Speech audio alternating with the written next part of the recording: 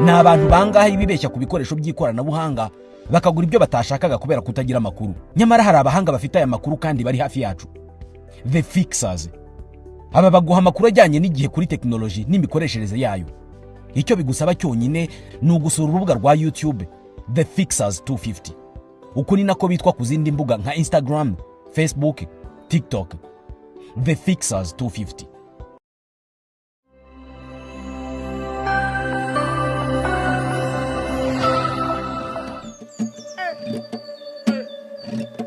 Ikoranabuhanga riri kwihuta kandi utiteguye kujyana naryo arasigara. Si ukwihuta gusa ahubwo rirahitana akazi ndetse n'imirimo itari mike, kandi imwe muri yo twayivuzeho hano kuri The Fixers.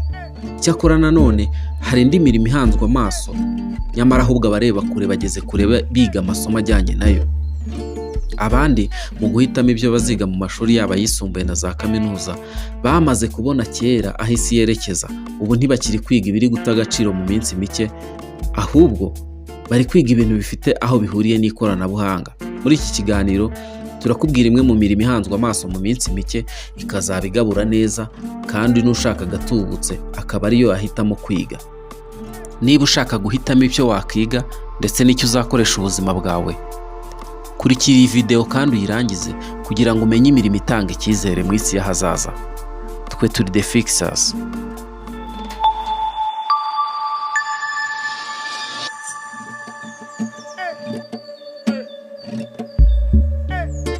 Umurimo wa mbere turi buvugeho ni AI Product Manager. Ahenshi mu tuzi, mu nganda ndetse no mu mavuriro ateye imbere, ubwenge bw'ubukorano bwamaze kwinjizamo imirimo ya buri munsi ihakorerwa.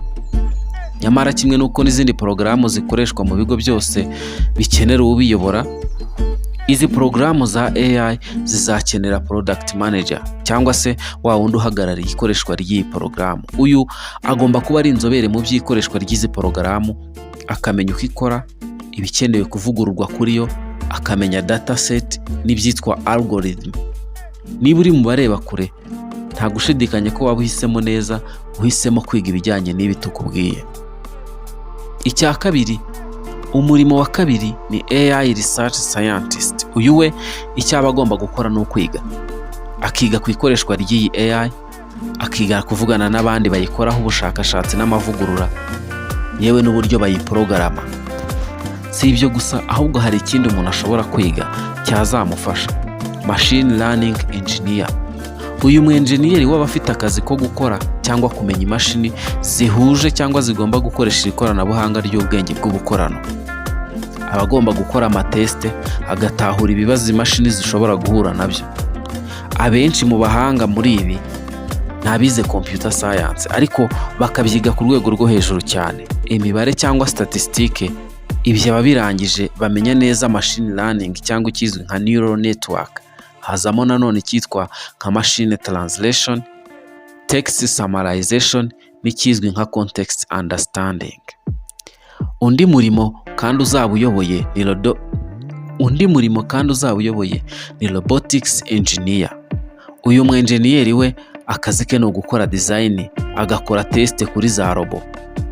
Izi turazimenyereye ko zamaze no gusimbura abantu mu mirimo itandukanye bakora. Urugero, hari robo zisukura mu mazu, izikoreshwa mu kuvura abantu za kanseri, izikoreshwa mu kubaga ndetse n'izindi. Aba engineer rero bizi robo bagomba kumenya uburyo ubwenge bw'ubukorano bukoreshwa mu guhereza no kongera imikorere izi robo.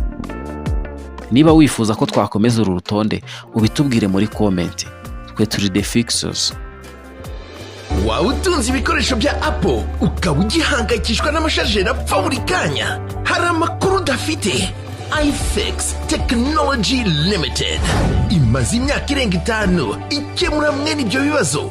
Ubu tuvugana kanda wa/ifix.rawa bikemuka ko kanya.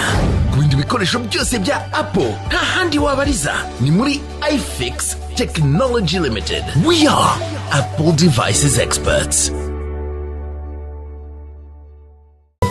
Umva, gufitiye amakuru meza cyane kandi ashimishije. Ngwino muri iFix Technology Limited maze tuguhe product zose za Apple waba ukeneye, harimo machine, telefone, amasaha n'ibindi byose. Uretse kubiguhera ku giciro cyiza, muri iFix tuzakugira inama nziza zo kubyitaho, kandi nibinahura n'ikibazo tuzagufasha byoroshye kubisana. N'ibindi bikoresho byose electronique ukeneye biri hanze y'igihugu tugufasha kubitumiza maze bikakugeraho mu buryo bworoshye. Ibijyanye na CCTV cameras ku mutekano wawe, aho ukorera cyangwa se aho utuye, ibi nabyo tuzabigukorera mu buryo bworoshye. Tugurisha imodoka ndetse tunagufasha kuba zakugeraho uri hose byihuse. Dusure kuri wa@ifix.ra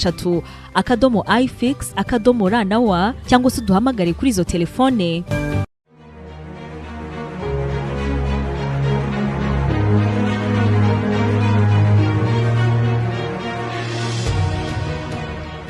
Kampani ya iFix ni kampani imaze igihe kirenga imyaka 10 ifasha abanyarwanda ndetse n'abanyamahanga mu kubahereza ibikoresho bijyanye na Apple, harimo MacBooks, telefone ndetse n'ibindi bikoresho bya electronics, harimo kuzikora ndetse no kuzicuruza.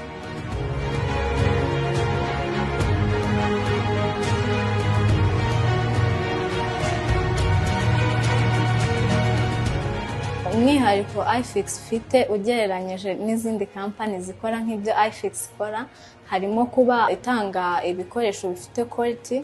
Ikindi harimo gukora follow up ku bakiriya bacu. Tuvuge niba uje gukoresha MacBook cyangwa telefone, turabigukorera kandi tugakurikirana niba ibyo twakoze bikora neza nta kibazo byagize nyuma yaho. Ikindi iyo tubigucuruje tumakinga sure yuko igikoresho cyawe gikora neza nta kibazo na kimwe gifite, kandi tukanakubaza.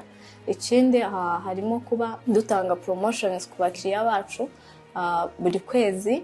Abadukurikirana ku mbuga nkoranyambaga zacu harimo YouTube, Facebook, Instagram. Amazina dukoresha ni The Fixers. Information zose zinyuraho, mwajya mudukurikirana. Ama promotions byose tubinyuza ku mbuga nkoranyambaga zacu. Ikindi harimo kuba ibikoresho uzanye niba uje gukoresha biba biri safe, kubera ko hari ama forms tuguhereza ukuzuza. Iyo uzanye ikintu ni nka agreements tugirana kugira ngo nuza tuzamenye niba ari wowe kuko twahanye icyo gikoresho, nawe ubwawe uri safe yuko igikoresho cyawe uzakibona kandi no mu gihe gikwiriye. Ikindi tutanga na garanti. Niba tugucuruje MacBook iyo ari nshyashya tuguhereza warranty ingana n'igihe cy'imyaka 2. Iyo iri used tukaguhereza warranty ingana n'umwaka umwe.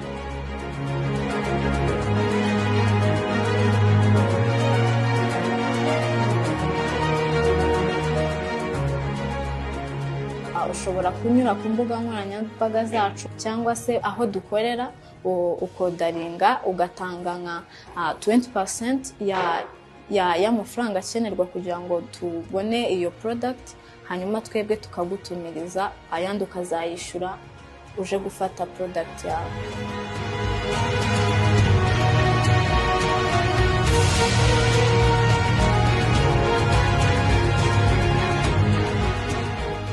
iFix dukorera mu mujyi ahegeranye na Simba ku nyubako ya TCB kuri ground floor ku muryango wa 024. Dukora guhera kuwa mbere kugeza kuwa gatandatu. Ku bijyanye n'amasaha dukora guhera saa 2 za mu gitondo kugeza saa 1 z'umugoroba.